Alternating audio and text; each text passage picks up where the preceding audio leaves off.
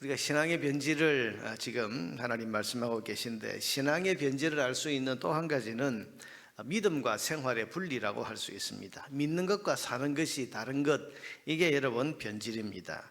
3장 13절에 보면 여호와께서 유다의 지도자들을 신문하고 또 재판하기 위해서 오신다고 했는데, 그 신문의 내용이 무엇인가 하면, 왜 가난한 자들과 힘없는 자들의 재산과 삶을 짓밟느냐 하는 것이었습니다. 하나님께서 재판정에 서셔서 이제 그 죄인을 신문하시는 것처럼 말씀하시는데, 왜 너희가 가난한 자와 또 힘없는 사람들의 재산과 삶을 짓밟았냐, 그렇게 지금 꾸짖는 것입니다. 여러분, 하나님을 잘 섬긴다는 사람이 자기 일터에서는 폭군 노릇을 합니다. 신앙이 좋다는 사람이 삶의 현장에서는 남을 짓밟고 빼앗고 눈물 흘리게 하고 강포를 행하고 있습니다. 여러분, 이런 신앙이 좋은 것일까? 아니에요. 여러분, 하나님을 잘 섬기는 신앙은 하나님 사랑, 이웃 사랑입니다. 하나님만 사랑하고 이웃은 사랑 관심이 없. 여러분, 그게 아니라 율법은 우리에게 항상 두 가지를 같이 이야기하죠. 하나님 사랑과 이웃 사랑, 이 두 가지는 뗄 수가 없다. 그래서 요한일서에 보면 눈에 보이는 사람을 사랑하지 못하는 사람은 눈에 보이지 않는 하나님을 사랑한다고 말할 수 없다. 그건 거짓말하는 것이다. 여러분, 사랑은 내가 사랑하는 사람이면 하나님도 사랑하고 사람도 사랑하고 사랑하게 되는 거죠. 그런데 이 사랑이 여러분 딱 구분이 되어서 내가 하나님은 사랑하는데 사람은 미워하겠다, 여러분, 그건 있을 수 없는 일이고, 여러분, 이런 것이 신앙의 변질이라고 말하는 것입니다. 여러분, 사람과의 관계가 불편하고 사람과의 관계가 지금 좋지 않고, 또 사람에 대해서 무관심하고 냉정하고 특별히 자기가 가진 힘을 가지고 연약한 사람들을 짓밟는다면, 여러분, 이런 사람은 아무리 하나님을 사랑한다고 말해도 하나님은 그것을 지금 재판정에서 꾸짖으시는 것처럼 신문하신다. 여러분, 신앙이 변질되면 하나님에 대해서는 형식적으로나마 잘 섬기는 표를 낼 수 있습니다. 기도도 하고 예배도 드리고. 왜냐하면 이게 자기가 잘 되고 자기에게 복이 된다고 생각하기 때문에 하나님에 대해서는 열심을 낼 수 있습니다. 그러나 이웃과 또 자기보다 약한 사람에게는 냉정하고 무자비하고 강포를 행합니다. 왜냐하면 그 마음이 교만하고 또 마음에 욕심이 가득하기 때문에. 여러분, 욕심이 가득하기 때문에 결국은 여러분, 이런 사람은, 신앙이 변질된 이 사람은 자기를 섬기는 사람이죠. 자기 욕심 때문에 남의 것을 빼앗고 남을 짓밟고, 하나님 앞에서도 열심히 있는 것 같지만 결국 내가 복을 받고 내가 잘 되기 위해서 하나님 앞에 열심을 내는, 이것을 지금 신앙의 변질이라고 말하는 것입니다. 여러분, 하나님께서 우리에게 말씀하시는 신앙은 사랑인데, 그 사랑이 뭡니까? 하나님을 사랑하고 이웃을 사랑하는 이 두 방향으로 동시에 표현이 되는 것이, 이것이 진정한 신앙인 것입니다. 그래서 변질된 신앙은 하나님이 싫어하시고 오늘 본문에서처럼 심판하신다. 성경 그렇게 우리에게 가르쳐 줍니다. 또 이어서 말씀하신 내용을 보면 사치를 부리는 것도 신앙의 변질된 증거라고 할 수 있습니다. 16절 이하에 보니까 여호와께서 또 말씀하시되, 시온의 딸들이 교만하여 느린 목 정을 통하는 눈으로 다니며 아기작거리어 걸으며 발로는 쟁쟁한 소리를 낸다 하시도다. 이게 무슨 말인가 하면, 나중에 18절 이하에 보면 하나님의 심판의 내용이 나오는데, 어떻게 심판하십니까? 주께서 그날에 그들이 장식한 발목걸이와 머리에 망사와 반달 장식과 귀고리와 발목걸이와 얼굴가리와 화관과 발목 사슬과 띠와 향합고 이러면서 온갖 몸에 지금 두르고 있는 그런 사치한 물건들을 다 제하여 버리시겠다, 이렇게 말씀하신 걸 보면 이건 이제 여인들에 대한 사치고, 뭐 여자들만 사치를 하겠습니까? 지금 대표적으로 그렇게 지금 말하는 거죠. 사치하는 것. 이런 사치를 부린다는 것은 뭡니까? 결국 자기를 섬기는 변질된 신앙이라고 할 수 있습니다.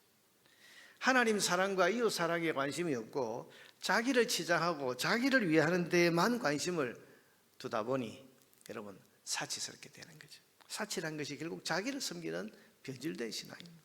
여러분, 이런 변질된 신앙을 하나님은 책망하시고 징계의 매를 때려서 정결한 원래의 모습으로 회복시켜 놓겠다, 그렇게 말씀을 하십니다. 24절 이하에 보니까 그때의 썩은 냄새가 향기를 대신하고 노건이 띠를 대신하고 대머리가 숱한 머리털을 대신하고 굵은 베옷이 화려한 옷을 대신하고 수치스러운 흔적이 아름다움을 대신할 것이며 너희 장정은 칼에 너희 용사는 전란에 망할 것이며 성문은 슬퍼하며 곡할 것이요 시온은 황폐하여 땅에 앉으리라. 근데 여러분 4절 이하에 보니까 그날에 여호와의 싹이 아름답고 영화로울 것이요, 이게 지금 하나님 이렇게 다 징계하신 다음에 회복, 아름답고 영화로운 그런 여호와의 싹이 나도록 하실 것이다. 이게 무슨 말입니까?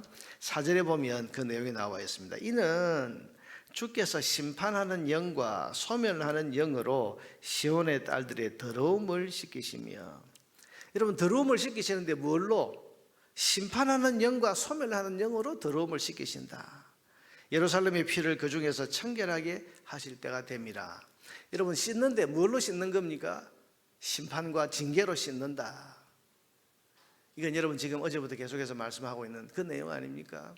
고난을 통해서 정결하게 하는 거죠. 고난을 통해서 깨닫게 하는 거죠. 신앙이 변질되어 있는데 여러분 그 변질된 신앙을 바로잡기 위해서 하나님께서 일어서셔서 고난과 징계의 매를 두신다. 그래서 여러분 매 맞고 징계를 당하면서 깨닫는 거죠. 아, 내가 하나님 잘못 섬겼구나. 내가 지금 잘못 살아가고 있구나.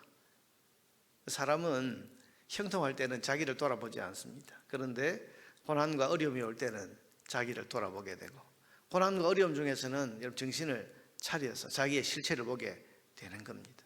하나님께서 고난과 징계, 이 고난과 징계의 매가 뭡니까? 유다 말기에 그 많은 이방인들에게 수치를 당하는 그런 것들과 결국은 회개하지 않았을 때 바벨론에게 망해서 70년 동안 바벨론 나라에 가서 포로로 끌려가서 살면서 하나님도 섬기지 못하고 성전은 다 파괴되고 이방인들에게 참 종처럼 그렇게 치욕을 당하고 그러면서 70년 세월 동안 깨닫는 거죠. 아, 우리가 잘못 살았구나. 잘못 살았구나. 하나님 잘 섬기며 살아있어야 되는데. 그 70년 동안 심판의 영과 징계하는 그 영을 통해서 깨닫는 겁니다. 그래서 다시 돌아올 때는 정결한 마음으로 다시 돌아오더라고요.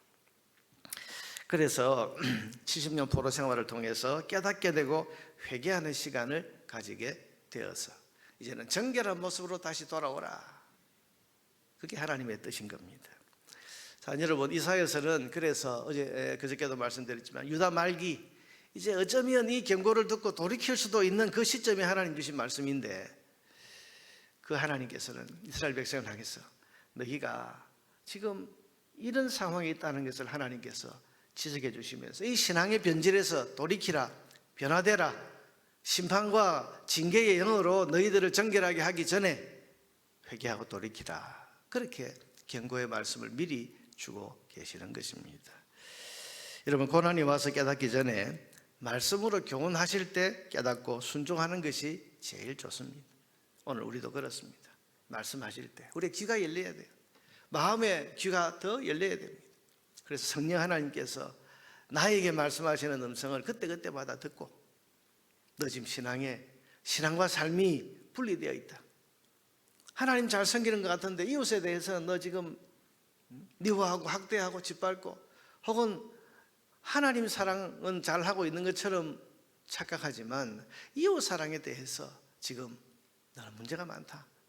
그러니 이건 변질된 거다. 이렇게 말씀하실 때 이 말씀을 나를 향한 하나님의 음성으로 듣고 하나님 사랑, 이웃 사랑, 그래서 신앙과 삶이 일치하는 그런 삶을 살기 위해서 우리가 애쓰고 노력하고 돌이켜야 될 것이고, 자기를 섬기는 것, 하나님이 아니라 결국 자기를 섬기는 사치 않은 사람들처럼 자기를 치장하고 자기를 꾸미는 데만 열심히 있지 하나님 사랑하고 이웃 사랑하는 데는 마음이 없는 이 자기중 증정신앙, 이거 너 변질된 거다. 그렇게 말씀하실 때 나를 향한 하나님의 음성으로 듣고 돌이키고 회개할 때, 여러분 말씀 듣고 회개하고 돌이키면 그게 가장 큰 복이 되는 것입니다.